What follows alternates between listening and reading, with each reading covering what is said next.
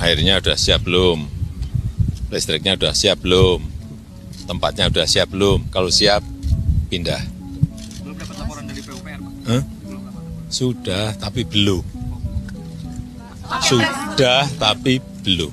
Tapi soal kepresnya apakah? Kepresnya bisa sebelum, bisa setelah Oktober. Kita melihat situasi lapangan. Kita tidak ingin memaksakan sesuatu yang memang belum, jangan dipaksakan. Semuanya dilihat, progres lapangannya dilihat. Bapak Ibu bisa pilih, mau di mana, mau investasi di sebelah mana, mau di kawasan inti, ya harganya beda. Di financial center, di kawasan healthcare center, di kawasan education center, di housing area, di tourism area, silahkan. Saya sampaikan ini adalah kesempatan pertama dan kesempatan emas yang tidak akan terulang lagi.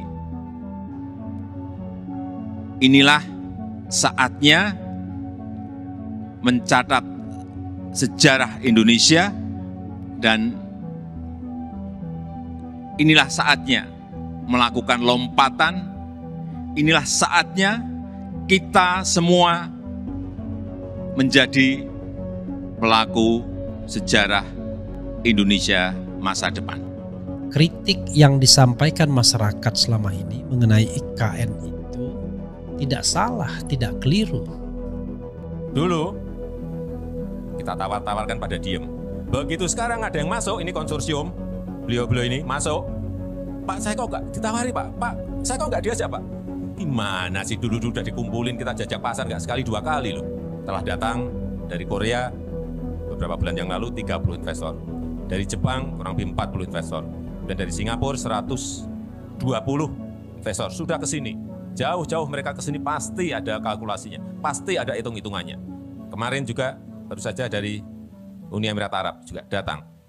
Setelah datang langsung nemuin saya. Artinya apa? Tertarik. Tapi jangan dari sana dulu. Investor di dalam negeri harus didahulukan. Kalau enggak nanti pasti saya dikomplain. Halo, Assalamualaikum warahmatullahi wabarakatuh. Kembali lagi di channel Blog. Terima kasih sobat sudah mampir di video ini. Semoga sobat selalu keadaan sehat dan selalu penuh semangat. Oke. Di kali ini kita akan menyimak ya sebuah topik yang dimana diperbincangkan di media sosial dan menjadi sorotan publik. Tidak lain dan tidak bukan adalah proyek yang disebut proyek ambisius di ibu kota Nusantara yang digadang-gadang sebagai legasi Presiden Jokowi. Tapi tunggu dulu, sebelum kita masuk ke dalam ada satu hal yang bikin penasaran. Benarkah IKN ini sudah sepenuhnya siap atau justru menjadi beban bagi negara? Yuk kita simak aja. Mudah-mudahan jangan terlalu banyak geleng-geleng kepala ya. Oke, sebelum kita lanjut nonton, jangan lupa untuk like, share, dan subscribe bagi sobat yang belum subscribe ya. Oke, kita lanjut nontonnya. Saya mengkritik IKN, kira-kira setahun lalu saya bilang, Jokowi berbohong soal IKN. Dia jual negeri ini ke Cina nggak laku, dia jual ke Kanada nggak laku, dia jual ke Amerika nggak laku, dia jual ke Singapura nggak laku. Lalu saya bilang, Jokowi itu bajingan tolol karena dia menipu rakyat dengan mengatakan bahwa sudah ada 1.200 investor yang antri untuk masuk ke IKN. Saya bilang enggak, itu nol. Lalu saya diperkarakan karena dianggap saya menghina presiden. Seminggu lalu kata Bahlil memang nol, gak ada investor yang masuk. Ya berarti Pak Jokowi memang berbohong pada waktu itu. Kenapa saya mesti ditangkap? Karena saya menganalisis itu. Kalau saya pergi ke luar negeri, ke segala macam, ngomong dengan nggak ada satupun investor yang akan masuk. Tapi kan ini data yang saya peroleh itu. Dibandingkan dengan data yang diinginkan oleh pemerintah untuk menyulap headline. 1.200 MOU sudah diteken. Itu MOU. dan batal semua kan. Jadi Bahlil berbohong dari awal, disuruh berbohong oleh Jokowi. Itu dasarnya. Jadi saya tidak berbohong waktu saya bilang bahwa ini bakal gagal karena tidak ada investor. Saya ingin dia sukses, tetapi dengan conditional, yaitu jangan ambil uang rakyat di APBN, jangan dipakai dong. Kata Pak Jokowi, memang kita nggak akan pakai, pemerintah tidak akan pakai APBN kok. Kami akan pakai foreign direct investment, perjanjian bisnis to bisnis. Akhirnya 20% APBN sekarang dipakai untuk IKN. Itu adalah pajak saya. Mestinya tanya pada saya, tanya pada teman-teman, mau nggak kita bikin IKN dengan membajaki orang tua kalian itu? Kalau setuju oke. Tapi tidak pernah itu dimintakan persetujuan pada rakyat. Padahal yang dipakai uang rakyat. Lain kalau bukan uang rakyat, pemerintah cari sendiri dong. Oke. Jadi itu kritik saya, semuanya kritik berbasis argumentasi akademis itu. Nah, dalil-dalil itu yang sekarang saya perlihatkan.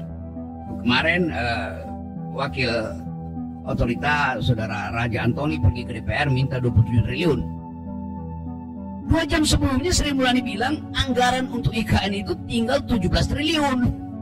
Jadi Anda bayangkan di dalam kabinet sendiri itu ngaco. Kok bisa menteri sama menteri nggak tahu posisi anggarannya kan? Itu juga menunjukkan tidak ada koordinasi. Dengan kata lain, tidak ada semangat bersama untuk menuntun IKN ini di hari-hari terakhir Jokowi. Satu. Yang kedua, apakah IKN Jakarta akan dipindahkan oleh Jokowi? Jokowi bilang, kepresnya akan dibuat oleh Presiden Prabowo nanti. Jadi belum ada legalitas untuk memindahkan ibu kota. Jadi semua hal itu yang saya mau terangkan bahwa pada akhirnya beban itu akan ada pada Prabowo. Oke, pertanyaan berikutnya. Apakah Pak Prabowo akan memakai anggaran itu yang tahun depan dibutuhkan 800 triliun defisit kita untuk mengaktifkan pembangunan, membayar makan siang itu demi IKN? Pasti tidak. Seorang petinggi Partai Gerindra yang merupakan pemikir utama dari kabinet Prabowo nanti, Sudrajat Juwandono, mengatakan bahwa bagi Gerindra lebih penting makan siang daripada IKN. Artinya akan dibatalkan anggaran buat IKN. Jadi IKN itu batal bukan karena saya menginginkan, tapi APBN tidak cukup. Semua ambisi politik ukurannya adalah APBN. Jadi APBN akan membatalkan ambisi itu. Seringkali orang bilang Rocky Gerung sentimen pada Jokowi. Saya nggak pernah sentimen. Saya sentimen pada orang dulu. Terima kasih. Assalamualaikum warahmatullahi wabarakatuh. Sobat RH sekalian, jumpa lagi kita di channel yang keren ini. Keren, cadas. Ya, sahabat RH sekalian, selamat berjumpa kembali ya. Saya bergembira karena semalam Spanyol menang lawan Italia. Karena Spanyol one of my favorite team ya. Selain Belanda tentunya. Siapa lagi ya yang bagus-bagus? For the time being Spanyol dan Belanda. Jadi mudah-mudahan Spanyol terus melaju karena permainan yang bagus, atraktif ya. Kalau tidak karena Donnarumma, barangkali sudah 3-4 gol yang tercipta ya. Dan sobat RH sekalian, sekali lagi ini kritik dari Rocky Gerung. Saya tidak tahu di mana ini acaranya, yang jelas pasti asli ya videonya ya. Didapatkan dari staff saya yang sering men-share video. Dan apa yang disampaikan Rocky ya sepenuhnya saya setuju dengan catatan ya. Soal angka itu soal yang tentu bisa disandingkan dengan angka-angka yang bisa dikeluarkan oleh otoritas. Misalnya 20% APBN, kemudian minta 20 triliun atau 27 triliun tadi, dan 27 ya, dan lain sebagainya sementara atau Menteri Keuangan bilang 17 triliun tinggal dana IKN ini ya.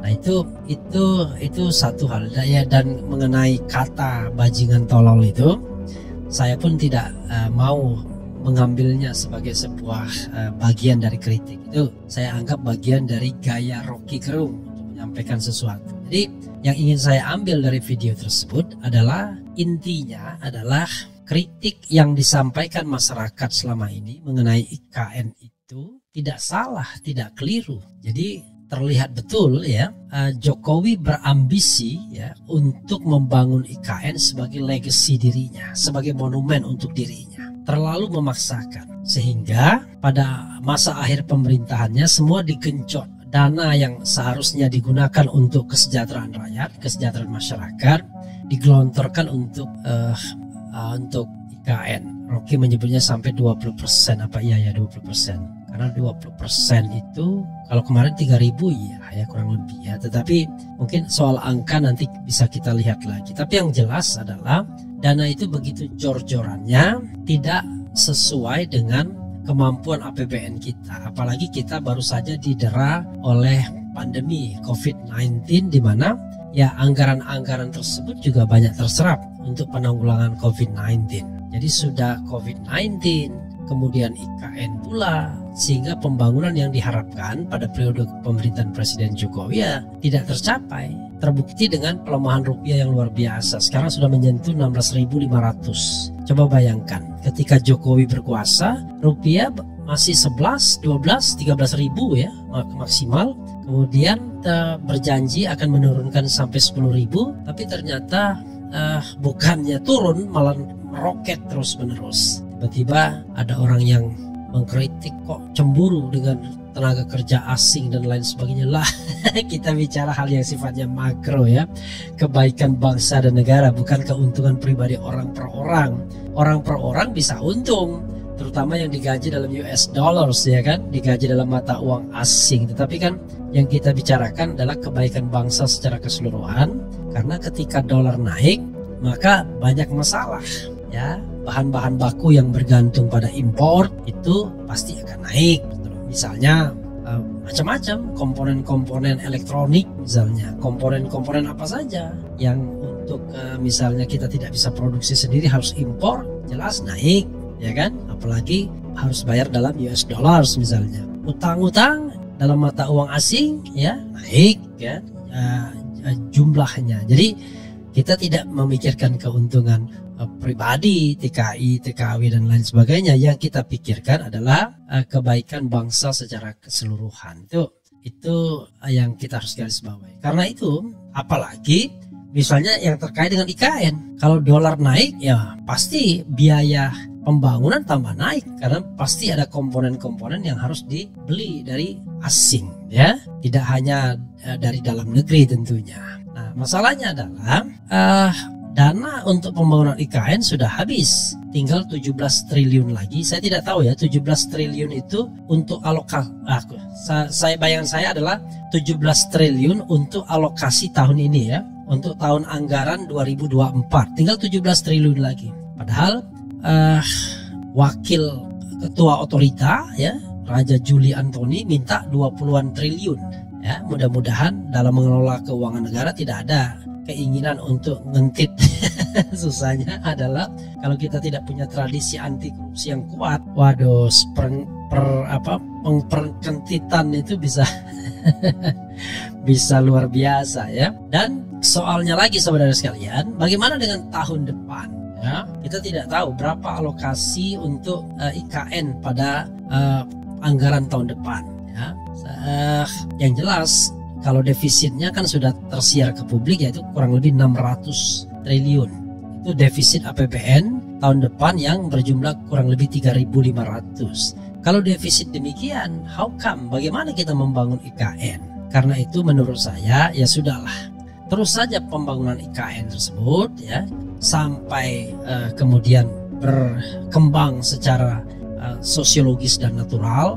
Barulah kemudian dipertimbangkan apakah betul untuk menjadi ibu kota negara. Tapi jangan sampai mangkrak. Kalau mangkrak pasti itu dosanya Presiden Jokowi luar biasa ya. Karena sudah menebang hutan-hutan yang tadinya brownfield atau greenfield menjadi gedung-gedung. Kalau seandainya proyek itu mangkrak, tidak bisa digunakan, maka luar biasa. Kalau ke Jakarta, saudara sekalian, itu ada yang namanya tiang-tiang monorel di Senayan terutama ya. Sepanjang gedung DPR MPR di belakang ya, yang ke arah Senayan City dan lain sebagainya, itu banyak sekali tiang-tiang monorel yang akhirnya terbengkalai begitu saja, tidak bisa dibongkar, nggak ngerti. Ya mungkin kalau dibongkar akan menjadi temuan BPK. Ya. Padahal kan segala sesuatunya tinggal dibicarakan saja. Tapi yang jelas tidak bisa dan tidak pernah dibongkar, serta tidak bisa digunakan juga. Karena kalau ada proyek baru ya tentu tidak mau ambil resiko soal kekuatan tiang tersebut ya setelah terbengkalai sekian lama. Itu yang menjadi soal. Apatah lagi IKN kalau seandainya mangkrak, bisa dibayangkan kan? Jadi dari awal sobat era sekalian, saya sudah mengatakan dalam posisi dulu ya, ketika IKN mau diisukan, saya mengatakan tidak setuju pindah ibu kota tersebut. Dan ternyata omongan banyak orang itu betul ya. Jadi kalau mau membangun kota, kenapa harus membangun kota yang baru? Itu satu, ya kan? Yang kedua adalah kan kota-kota yang ada sesungguhnya bisa didevelop, bisa dikembangkan. Makanya kalau misalnya pakai perspektif visi dan misi Anies Baswedan kan, yang akan dikembangkan itu adalah 40 kota, yaitu kota-kota yang memang sudah eksis, sudah ada. Jadi 40 kota tersebut menjadi sentra-sentra ekonomi baru, tetapi kota yang sudah ada, bukan membangun kota baru dari nol sama sekali. Karena dana IKN yang 500 triliun itu ya dianggap bisa mengembangkan 40 kota kalau tidak salah waktu itu ya. Ya kalau misalnya let's say misalnya 50 kota, berarti kan masing-masing mendapatkan 10 triliun kan. 10 triliun untuk membangun kota ya mining lah ya, bukan tidak ada artinya ya. Jadi itu luar biasa bagi sebuah kota untuk dibangun kalau seandainya ada dana 10 triliun untuk membangun kota tersebut, asal tepat sasaran kan begitu. Jadi saudara sekalian, ini kita bicara mengenai strategi pembangunan. Kita bicara bukan sekedar keinginan yang kemudian dilakukan secara jor-joran. Banyak yang memuji, bahkan ingin memberi Jokowi sebagai bapak infrastruktur. Iya, tapi jangan lupa infrastruktur itu dibangun dengan utang yang banyak sekali. Kita baru bicara utang pemerintah yang 8.000 triliun, belum utang BUMN. Membangun jalan, jembatan dan lain, pelabuhan itu kan melalui utang BUMN yang tidak dimasukkan sebagai utang pemerintah. Padahal kalau BUMN-nya default, tidak mampu membayar utang, ya pemerintah juga yang menutupi. Sebagai contoh kereta cepat Jakarta Bandung kan, belum apa-apa sudah mau minta talangan, minta macam-macam dan lain sebagainya. Padahal awalnya business to business, seperti halnya IKN, business to business. Nah, walaupun kemudian orang merasa aneh loh, kok membangun ibu kota dari awal berpikir business to business. Ada orang yang mengatakan ya salah strategi. Masa ibu kota dibangun dengan investor asing? Ya harusnya dengan dana sendiri. Tetapi kalau kita membangun dana sendiri, nggak bisa jor-joran seperti ini. Bisanya secara gradual, misalnya 10 tahun ya kan. Jadi dana yang dialokasikan misalnya kalau 10 tahun berarti ya kalau misalnya 1.000 triliun ya maksimal cuma 100 triliun ya. Per 100 triliun juga banyak ya. Misalnya maksimal cuma 50 triliun per bulan, sehingga akan mencapai 500 triliun per bulan, per tahun, sehingga akan mencapai 500 triliun dalam jangka waktu 10 tahun. Itu pun perlu komitmen dari pemerintahan selanjutnya. Sekarang Prabowo akan bingung ya, sekarang dia bilang iya, tetapi nanti setelah dihadapkan realitas mengenai anggaran negara, dia harus memilih apakah memenuhi janjinya untuk ngasih makan siang dan susu gratis, ataukah itu cuma omong-omong doang, ya kan? Sebuah program yang tidak realistis, dan sepertinya akan tidak realistis karena sudah mulai banyak direvisi ya, revisi sana, revisi sini dan lain sebagainya. Jadi sahabat era sekalian, kalau kita bicara tentang IKN ini ya, ada 3 pihak ya yang bicara tentang IKN ini. Satu, pihak yang mendukung bongkoan apa maunya Jokowi, ya, pokoknya dukung bangun infrastruktur ya, dan sebagai menteri hanya melaksanakan tugas saja. Menteri Basuki laksanakan tugas ya. Menteri PUPR, Menteri Perhubungan laksanakan tugas, pokoknya serah bongkoan ya. Yang kedua adalah mereka yang setuju tetapi kritis, misalnya Profesor Zulfikar Amir ya, ahli perkotaan, tata kota ya, ahli perencanaan tepatnya dari NTU kalau tidak salah, Nanyang Technological University ya, orang Indonesia, itu mengatakan ya setuju tapi gradual.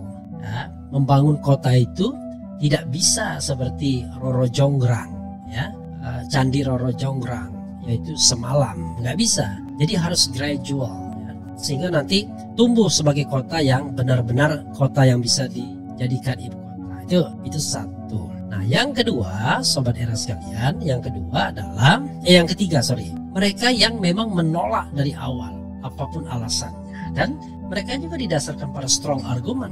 Is it necessary untuk pindah ibu kota? Kalau persoalannya kemacetan, orang mengatakan yang namanya government employee atau ASN, aparatur sipil negara, itu kecil sumbangannya bagi kemacetan Jakarta. Jumlah mereka tidak sebanyak pegawai-pegawai informal, pegawai-pegawai swasta di Jakarta ini. Sebenarnya mereka lah yang lebih banyak menyumbang kemacetan. Nah, kalau soalnya itu, maka sebenarnya kan bisa ada pemencaran sentra-sentra ekonomi ke pusat-pusat yang lain.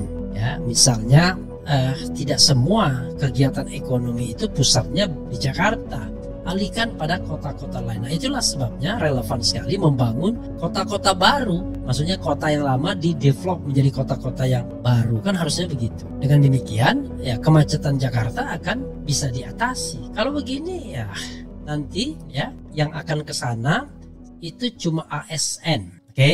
Dan ASN itu, sorry to say, mereka yang tinggalnya juga di luar Jakarta. Oke, mereka menyumbang kemacetan karena mereka adalah pelintas, bukan apa istilahnya ya. Pokoknya mereka melakukan mobilisasi setiap hari, mereka pergerakan, dan itu menyumbang kemacetan. Tapi tadi sekali lagi, angkanya tidak terlalu signifikan dibandingkan sektor-sektor non-negara atau non-ASN. Itu soalnya. Sementara swasta mana bisa dipaksa. ASN pun yang punya dana, yang kebetulan menjadi komisaris misalnya, tetap aja dia rumahnya di Jakarta, anak istrinya tetap di Jakarta, dianya ke IKN, nanti pulang minggu dia sudah pulang ke Jakarta, berleha-leha di Jakarta. Jadi sangat tidak relevan. Makanya saya pernah mendapatkan WA, unfortunately saya belum menemukan lagi WA-nya. Dia mengatakan seorang pengawas, katanya one day saya dengar sendiri Prabowo Sandi mengatakan nggak betah di kota ini. Tapi need clarification apakah betul omongan tersebut ya. Bayangkan ya, saya sendiri membayangkan saya juga nggak betah kalau harus tinggal di IKN ya. Bayangkan boro-boro tinggal di IKN, kita menjadi anak buah menteri aja nggak betah ya untuk dikekang ngomongnya kan. Bagaimana sih nasib IKN ke depannya? Jokowi bilang kepresidenan selanjutnya akan menentukan nasib IKN. Prabowo yang akan jadi presiden berikutnya dikabarkan lebih fokus pada program makan siang gratis dan susu untuk anak-anak. Apakah IKN akan mangkrak atau justru jadi beban baru bagi pemerintahan Prabowo ya? Nah, itu sobat, bukan cuma soal proyek infrastruktur ya, tapi juga soal strategi pembangunan bangsa. Apakah lebih membangun satu kota baru dengan biaya ratusan triliun atau mengembangkan 40 kota yang sudah ada? Manakah yang lebih bermanfaat untuk rakyat? Yuk share pendapat kalian tentang ini di kolom komentar ya. Dan jangan lupa untuk like, share, dan subscribe buat sobat yang belum subscribe ya. Tolong subscribe-nya. Oke, sampai jumpa di video selanjutnya. Wassalamualaikum warahmatullahi wabarakatuh.